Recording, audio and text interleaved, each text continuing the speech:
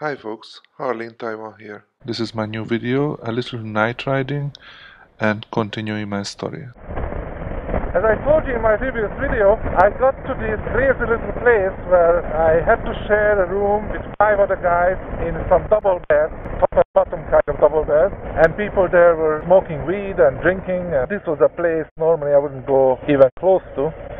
So I started to live there, and after the first shell shock, I started to talk to people over there, and I started to wander around a little bit. I took a couple of nice walks around the place. The first thing what happened to me was, you know, I'm Hungarian. In Hungary, we like sausage. The sausage what we have is tasting a little bit like pepperoni, between pepperoni and Polish and German sausage. If you kind of mix the three together, then you know what a Hungarian sausage is like. So I see some guys cooking some sausage outdoor in some little establishment, and I was like, hey, finally some food, because the first day when I tried to eat something, I couldn't really see anything resembling something that I would normally eat at home.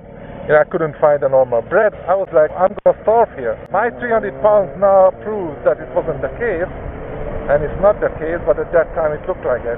I tried this sausage, and it turns out that it's sweet, and it's sweet like crazy. I spit it out that instant. It didn't stay in my mouth, but from then on, I was very careful what I'm eating.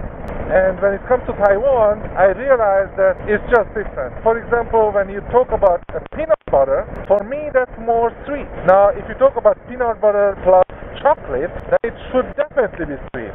But guess what? Here in the peanut butter and chocolate, the peanut butter was salty like hell.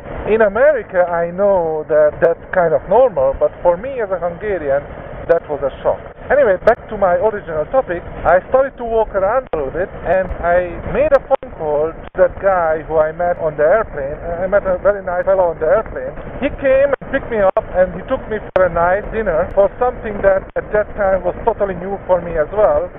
But it's nothing new already in the world, you know, some teppanyaki place where basically you are cooking some meat and vegetables and all kind of things on a very hot steel plate in front of the customer. That was very new to me. And we had a little chat, and he said, hey, you cannot stay in that place. First of all, I told him about the conditions. He was like, no way that you can stay there. And also I mentioned to him about the price. And he said, your money is going to run out in no time, so you got to find a place. So he actually took the time and started to walk around with me in the neighborhood. We were close to the Mandarin training center where I was supposed to start studying, and he actually took me to a place close to that. There were some bulletins on the road in every corner, pretty much for students like me to find some place to stay, teaching jobs and all kind of things. We found some of that and took the pain and went with me to many places, and we found a place which again today I would say like, you gotta be kidding me. It was a basement. In the basement, totally illegally of course, this guy created some rooms. Now the rooms were not real rooms, it was almost like a stall in a public toilet. The walls started at least a foot or even higher above ground, and they actually ended up a couple feet below the ceiling. So it was really like a public toilet kind of setup. A small little room, and in one room you would have a bed, basically a bunker bed, you know, top and bottom. You would find a desk, and you would find a chair, and something like a mobile wardrobe made of clothing material, just really for a couple of items. I didn't have a lot of shit at that time. I came to Taiwan with not even a full luggage. I came with more like a duffel bag. So that was enough for me at that time. I didn't have clothes, I didn't have anything.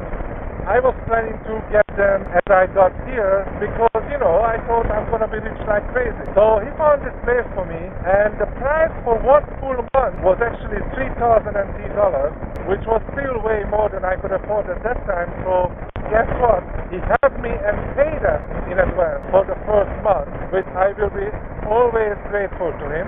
And he told me that the first thing I must do if I want to survive is actually finding myself a roommate, because even though this room was very little, it was kind of set up for 2 people.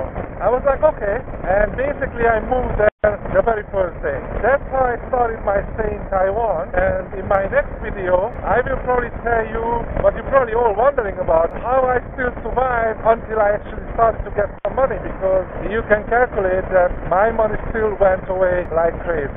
Thanks for watching, I will see you next time.